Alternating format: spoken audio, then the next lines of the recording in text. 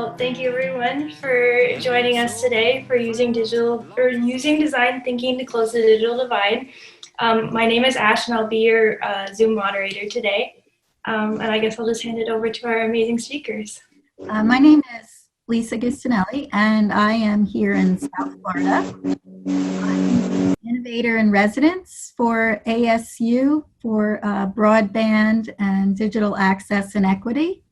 And I'm just thrilled to be meeting all of you and to be presenting and to start and continue actually this really important discussion of getting students and people in the workforce connected to the internet. You want to say hi, Paul or Gordon, or you want me to jump in? Why don't you go, Jonathan? Yeah. Hi, everyone. I'm trying to sort of hint that I'm camping out in Australia. So this is also an opportunity for me to, I guess, reach across the globe and meet you all and, keep up with what's happening. I'm greeting you from the Space Coast of Florida, and I've got my camping gear all out, ready to hang out with you on our porch in the back of our house. My background is I'm an Apple Distinguished Educator and a 37-year teacher. I've been a technology specialist for a one-to-one school, grant writer, and have, as an Apple professional development provider, I've traveled to around 300 different school and university sites to provide Apple professional development training for those, including, which was kind of, I think ties in with what we're going to be talking about in part.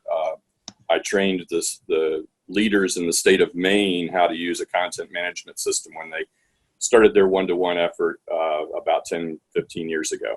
And I'm Paul Signorelli. As you can see, I'm in a bunker far below the city of San Francisco where I'm trying to stay safe. I'm a writer, trainer, presenter, and consultant. I'm working with this whole crew of presenters for a while now. We did our first presentation together about 4 years ago at a conference sponsored by the New Media Consortium. And when we had an opportunity to come back together here because people were crazy enough to say yes, I jumped at the chance hoping that they wouldn't say no to me.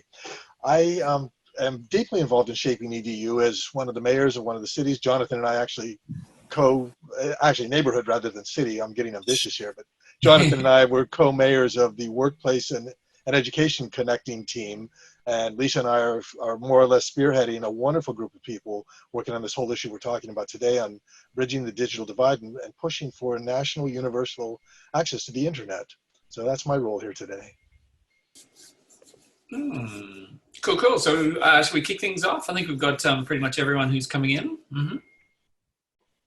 Excellent. So I'm going to quickly switch to sharing my screen now. We posted the link a couple of times to what we're calling our master link or our master document. And that is just so we can just put in one link. And then when you go there, you'll have all the other links and resources that we need. So we'll probably put that back in the chat again in a second. But let me share my screen so you can see what it's going to look like when you get there. Right, so we're using Google Slides, and you'll see the Welcome to Scary Stories, using design thinking to close the digital divide slide. Just give everyone a second to process that. Any issues that you have, of course, if you've used Zoom sessions like this before, I'm sure you're familiar with using the chat, etc. But if it's your first time, just click that chat button and drop a question in there if you're having any issues with the links, anything like that. Cool. Yeah, so it's my job to give a little bit of a background and set some expectations, and also just a brief little intro to design thinking before I hand over to Lisa, who's going to take you into our first activity around Campfire Stories. And just setting up the expectations for us. And I can actually say, can I say this morning? Does that cover everybody? I know it covers me, kind of just. It's good just to be able to say one greeting, good morning, whatever you're doing around your campfire. As far as our expectations go, we just wanted to really quickly set this because we don't have a huge amount of time together. Basically, one philosophy we were going to go with today is the idea of we're just being short and sharp. I guess we have to be really focused. Probably good if it's earlier in the morning for those people if you're a morning person. Yeah, so we'll keep our conversations and our section short and sharp. We also have this idea of passing the conch. So if you're used to the idea of the conch as a symbol of something that you pass around a group, often around a campfire when you're having discussions or stories. But it's the idea of that we have our say, but then we want to pass that on to other people to be able to contribute as well. And we want to be encouraging and sing each other's praises as we have our discussions and activities, etc. Okay, now also I wanted to share a little bit about the big picture. We're here to talk about Universal Broadband and do some design thinking and problem solving around that together. But, I want to just step back in time a little bit. And oftentimes we can get caught up in the issues of today. We do have a few issues naturally at the moment. So that's quite natural. But I did a little bit of research. I have a background as a historian, and I wanted to do a little bit of research around what are some of the other universal kind of tools, things that we would just, I guess we take for granted now, but once upon a time were brand new. And we're talking about in the US, the Postal Service Act, 1772. It's a fair while ago. Probably didn't have a universal postal service as we have it today until much later, but still that concept of an important common good that you are able to send messages by post to people that's very, very long established. Another universal tool, electricity, from around the 1880s onwards, obviously not immediately available to everyone, but still, this the beginnings of just something we take for granted now. We don't have to think about, does everyone deserve to have electricity or not? That's long been decided. And then same with telephone, from that sort of 20s to 50s. There's a bunch of fascinating stories that you can research around the use of telephones during the Spanish flu pandemic back in the early 1900s. And, I guess our equivalent today is smartphones or the internet. But there's some quite interesting parallels. Phones were actually in very short supply during that Spanish flu. But that idea of, how can you survive a pandemic when you can't even keep in touch with people? And we're actually in a much more privileged position in many ways. But that does bring us to our issue of today around broadband and internet access. And, so the post electricity and the telephone, all of those kind of combined together actually makes sense. The internet is kind of actually does many of those things. We already consider them to be, universal, available to people. But, broadband and the internet, and especially, if you're in education, and some of us, who are presenting today are in the K-12 world of primary schools, elementary schools, and high schools. And this has been a really challenging time. I guess it's really tested out about access that people really have to such a vital, when online learning becomes the thing. So that's a little bit of that introduction, just to get our heads in the space where we're at today. And design thinking. Now, this is the philosophy, the background, I guess, framework that we're using to, framework our thoughts today. Our actual challenge comes from the Shaping EDU idea around connections for work and learning, that universal broadband access.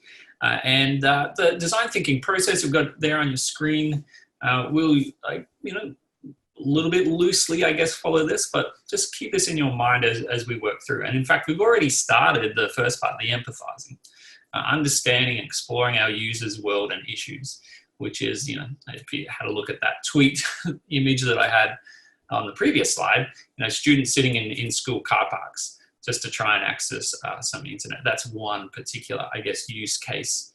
And I'm about to hand over to Lisa, your good Lisa, so that we'll want to start some activities and getting your ideas on these user stories, and then we'll start our journey through this. So I'm going to stop my screen sharing. Perhaps since you're already on school screen sharing, if you could just go ahead and share the Campfire Stories link. So right now, if everyone's got the master link, you too will want to be clicking on the Campfire Stories link. All right. I'm going to go ahead and click on that So now, Lisa. you're going to have to get it from the actual document, yeah, and then do the screenshot. So it's giving me let me just figure out the best way to open it up rather than just opening this preview. Yeah, you might have to go to the actual link. There we go. Okay, so hopefully everybody's on that link. Okay, and hopefully everybody can go ahead and edit in there. Does it saying request access? So for me, it's saying request edit access. Oh, that's funny. Okay, that's a little technical difficulty there. Let's make sure we. That's right. We'll give you a sec. We'll give you a sec to look at that, Lisa. I can scroll on my screen. Probably everybody's starting to arrive here anyway. But you can give us space here for short stories. So we'll let Lisa explain what these short stories are all about. Yes. Okay. So we pretty much the premise of our whole the work that we've been doing to move this move the broadband forward, the broadband issue forward. We found that the best way to move it forward is through some really good storytelling, because we all have a story. We all have a story about an issue, or we know someone, just like we all have our stories about COVID. We all have our stories about people who have been blocked out during this time of COVID because of lack of or poor internet access. And I'm going to go in and fix the sharing on that document real quick, but let me just let you know so you could be thinking about what you're going to be typing in there. So for example, we don't want your entire story because we're going to be elaborating on the stories later on, and Paul for sure in his breakout will be helping you elaborate on your stories. We all will actually in different aspects. But for example, I put two one-liners for stories that affected people that I know. Here in South Florida, some migrant children at Hope Rural School in Indiantown, they didn't learn during the pandemic because they're migrant children. They don't have Wi-Fi at home. Some of them, they don't even have devices, but even if they did have devices, they had no way of connecting. Another one was I'm also an adjunct professor at the university here, and I had a student who just had to stay on campus during COVID because at her home, there was no Wi-Fi access. So go ahead and think about that really quickly, and I'm going to definitely change the sharing settings on this. I don't know what happened, but do that. Maybe Paul, you wanted to add something about Yes. So priming the pump here in terms of storytelling, it's a theme that's running through the whole thing.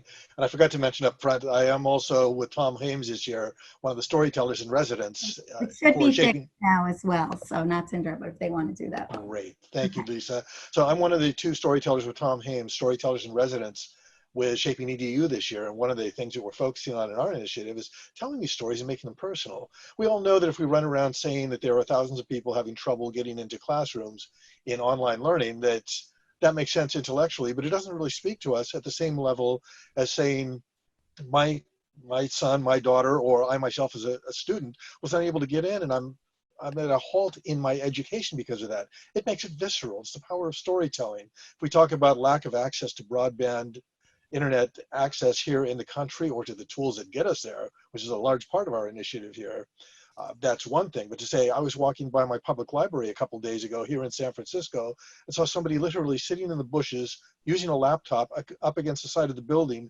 because that was their sole way of getting in to an internet connection. And to make sure I wasn't just making that up and assuming things, I actually stopped and chatted with the person sitting there in these bushes with his COVID-19 mask on, with his laptop in his lap, and that was his access to the world. This is the sort of story that we're trying to tell here, and that's what we're hoping to get Jumpstart on, and then carry this back into Slack afterwards in a channel that we've got in the Shaping EDU Slack channel for broadband access. So back to you, Lisa. Oh, wow. I see a lot of stories coming out already. And then we're going to be discussing these more, as I said, in the channel. But just to highlight a few that I see, faculty members were unable to host Zoom. in their home because they didn't have adequate bandwidth. Community college students taking classes on their phones, right? That's what I kept saying. It reminded me of Marie Antoinette, let them eat cake. I said to somebody, actually it was a family member, I was telling her about this issue, and she looked at me and she said, well, can't they just work on their phones? And I just looked at her like, okay, are you going to write an English paper on your phone? Show me how you can do that. And do they have a phone? And also, just to add to it, and then I won't ramble on anymore, but last week I was visiting, I just wanted to get away, and we went to North Carolina. I can't tell you how many spots along that Blue Ridge Parkway where we had no service on our phone. So even if I wanted to work on a phone, I couldn't. So we have to think about all of that. But I'm going to... As you're typing this in, remember that what we're doing here is collecting the beginnings of short stories, and this could become part of our initiative if we get enough of these and we can stay in contact with you. This is a shared document. It potentially is a public document, so be careful about what you put in. But if you're willing to be contacted for follow-up so that we can develop these stories together, we'd love to have you add below your one-line description your name, your email address, and your position with whatever organization you're in, so that we can start working on this. Our colleagues at Shaping EDU have been wonderful with us about quickly putting up a web page that describes this. And I'm hoping you've actually seen that on the Shaping EDU site under projects. We've got the beginnings of some stories. We're starting to now document things that are being done in the public venue through the media with key figures out there who have already talked about this. We want to start highlighting those, but thank you. I see names coming in here. This is where we're going to build. Today's session is not just a come visit and run away session. It's let's continue what we've already started over the last couple months, and let's get you in at whatever level is comfortable for you to help us with this initiative that's so important to so many people. Again, back to you, Lisa. I'm just getting goosebumps. Me too. Because to know that everybody is on the same page and cares and is concerned, it means a lot. So Ashley actually is going to facilitate our breakout groups. Jonathan, could you show the main doc one more time so we can explain what they'll need to do when they get to the breakout group? Yeah, sure. Let me just pop back to that. Thank you. Okay, so Ashley is going to be randomly placing you in a breakout group. I promise each one has something unique going on, and I think you'll enjoy it. Just like when you were in camp, you had to get assigned your cabin. So you will be assigned your cabin. I don't know, no asking for friends in the cabin with you. You'll see who you meet when you get there. But anyway, so there will be 3 breakout groups. We're calling cabin 1, cabin 2, cabin 3. So Ashley, you'll let them know which cabin they're in, correct? Or when they get there, we'll tell them what their cabin is, and they'll meet their camp counselor, who will be myself with Gordon Shoup in cabin 1. Cabin 2 will have camp counselor Paul, and cabin 3 will have camp counselor Jonathan. But you'll need to click on your specific cabin link to get the working doc for the breakout session of your cabin. I hope everybody got that. All right, yeah, so as soon as you guys get in there, then the speakers will tell you which cabin you are, and then you can go to this doc and click on which link is your respective link. And then after about 15 to 20 minutes, we're going to come back for dinner at the mess hall. We're all going to reconvene, kind of do a wrap up that way. Okay, I'm going to go ahead and open all rooms now. Excellent. I'll stop screen sharing. So, yep. Okay, see you in your cabins. For those of you that were in the breakout group I was in, you're going to hear a repeat here. But what we're really excited about in this session, the 4 of us are leading it and having all of you with us, is the possibility for connected action, positive action, continuous action. So what we're doing today is building off of the stories that we've been seeing already, some of the resources that we identified in these breakout groups, and we're hoping that you'll join us at a couple of levels. After today, go back into the Slack channel the Shaping EDU has for broadband access. If you have any trouble getting into it, just send notes to any of us or Laura Geringer there at Shaping EDU, and she can provide you with access. We'll continue the conversations there. Please do look back at the Shaping EDU site for projects and look at what we've accomplished just in a couple of months that we've been starting to roll this out. We are really ready to go big time and start drawing more people in at the local, regional, and national level to say, we want to be part of this coalition of all the groups that are trying to do this. And what we're attempting to do is be a central connection point for those people that want to know what they can do to push for universal broadband across the country. Jonathan? Yeah, I was just putting in the chat. We had some great like future solutions. We were basically writing letters to our future self, envisaging like what could be a solution in sort of a 1, 2, 3 year kind of time frame. I'll put the link in if anyone else wants to check that as well. And like many of the solutions that people were writing in their letters to themselves weren't actually that crazy. They did things that probably quite doable, which was really encouraging. Yeah, so that's great. Now, should I presenting team? Should I go back to sharing the screen so we can show back to our main slide? So anyway, we didn't have a whole lot of time in our small group to fix the survey, but at least we got to take a look at it, and it can get us start thinking about it. Really, the main thing is we want to know what questions are missing, and if I could ask, just because I feel like they didn't have a time in our group to totally give their voice. If I'll give you just a minute, one person in the group, if you ask to unmute, and if you could just tell us one question that you think would have been important from the survey. So this is Brent, and I think what was missing from the survey was, what support do you need to gain access? Oh, that's a good one. That's a really good one. What support do you need? So we'll definitely add that one. Thank you. And do you have a story to go with that one? I mean, well, just in general, a lot of times I have First Nation students that go back to their communities, and they still don't have access up there. And I don't know if there could also be a reason for that.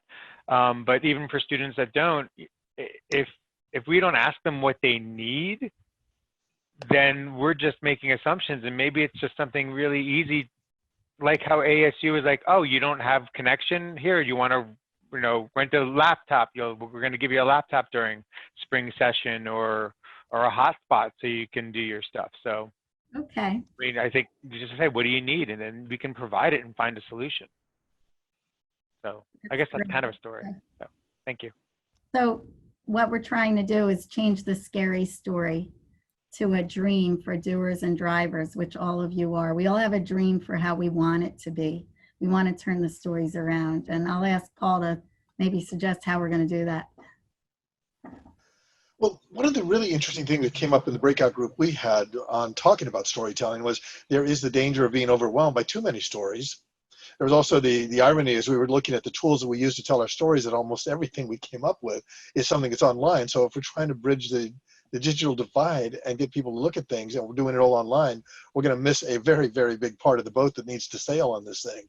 So as we work together, we need to be working individually in small groups in our communities, regionally, nationally. We need to be working online as well as offline. We need to be creative, and remember that telling too many stories can bury us, when our whole goal is to keep focused on the idea that access to the tools and access to broadband internet access itself is what we're striving for. So again, we hope that you'll be part of what we do by letting us know where you are, where you're connected, where you're not connected, what we can do to work with you, and draw all these disparate groups that are tackling bits and pieces of this into one very strong focal point to work toward the dream of having internet access for everybody in the country, and the tools that allow them to benefit it so that they can learn and work together very effectively.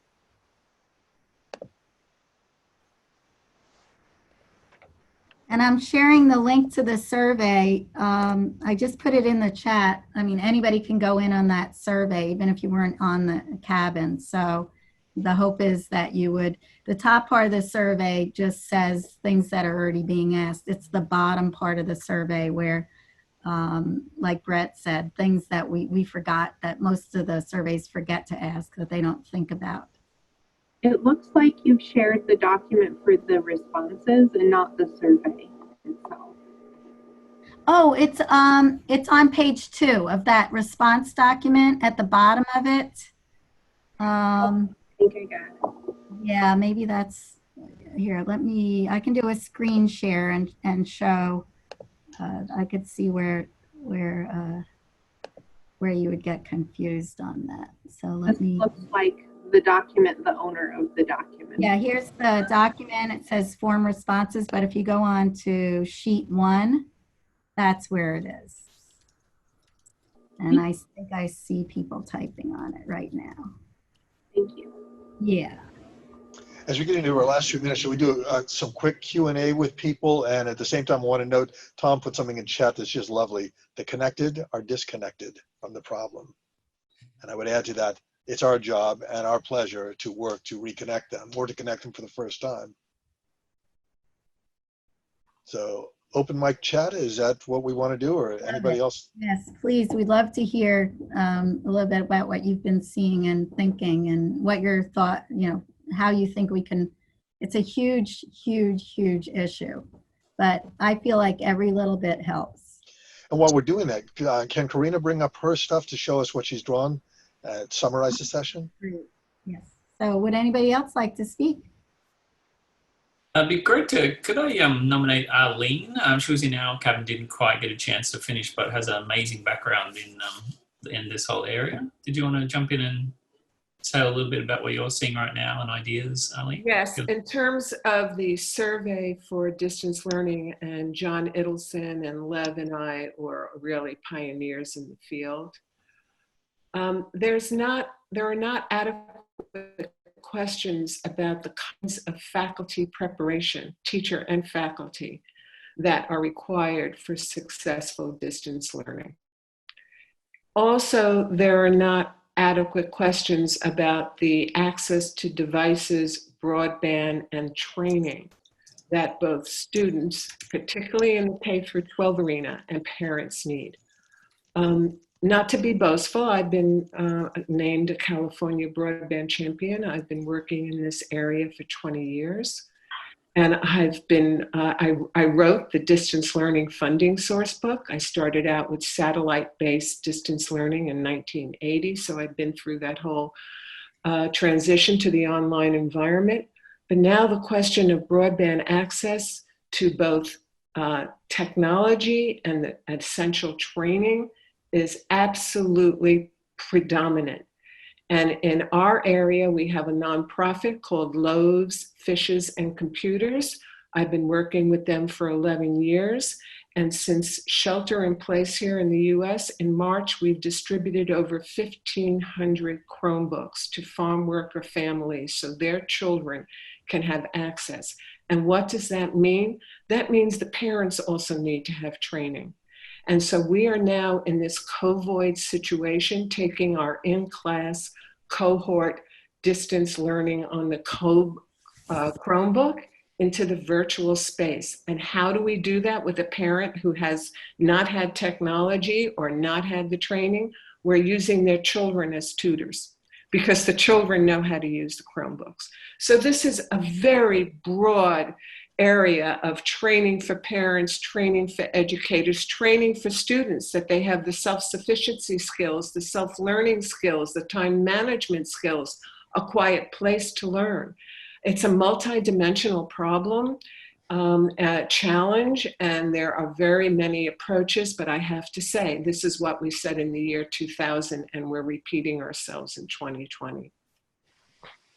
It is the tragedy of so much of what we do. When I go back and read things that were said 50 or 100 years ago about education, like, yeah, we're saying the same thing today. So if we're so good at training, teaching, learning, why aren't we learning from this stuff and actually implementing it?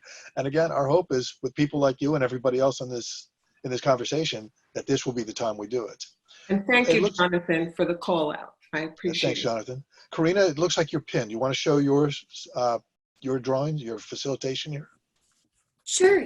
Since I wasn't in any of the breakouts, if there's anything super key that you want to make sure is included, singing the praises of someone else from your group, pop it in the chat and I'll be able to add it in under breakout reflections.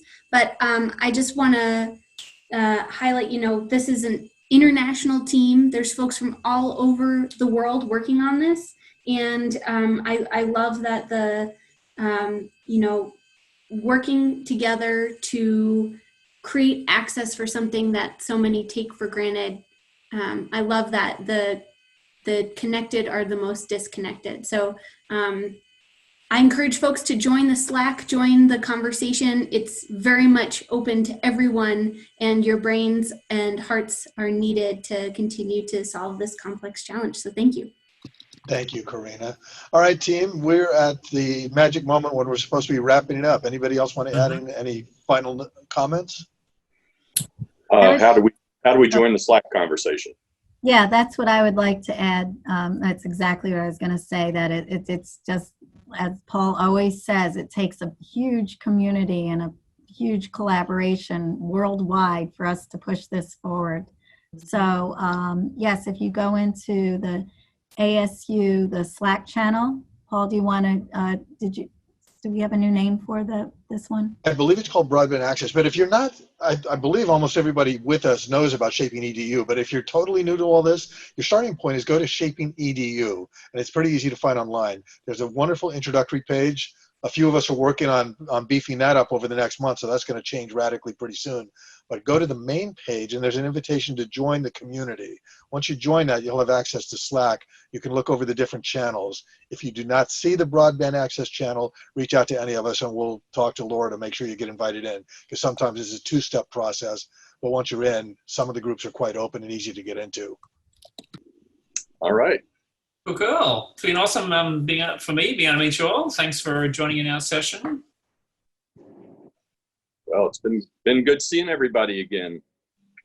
And thank you for including me, and hope that we can come up with some good action points here after we have our survey added to.